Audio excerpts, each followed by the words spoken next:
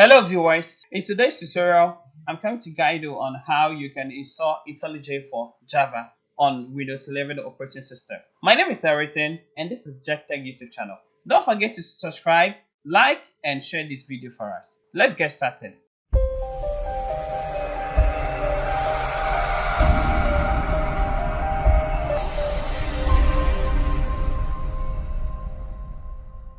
The link to this website is at the description or the first comment. So please click on the link and you'll be redirected to this page. But before you install IntelliJ, you have to install JDK, Java Development Kit. And I have a video on that. So just check the comment, the first comment. You see the link to that video.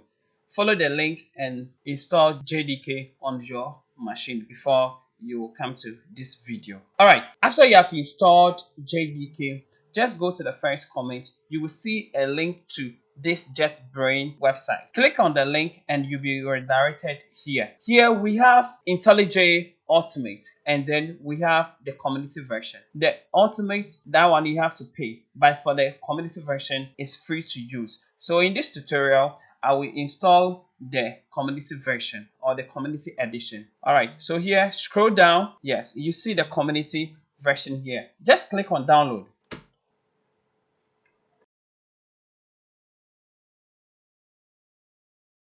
So now you have downloaded IntelliJ Community Edition. Now let's install it. Okay, so just go to your start menu, type downloads or run dialog, Windows key plus R, type downloads. So now we have the IntelliJ installer here. Just double click on it. All right, so this is the first screen. Just click on next, choose the default installation folder, next. All right, so here, just select all the options here. Update path variable, contents menu, create associations, radio, Groovy, KT for Kotlin, KTS, POM for Marvin. All right, and then next. All right, so install. So now your IntelliJ installer is installing.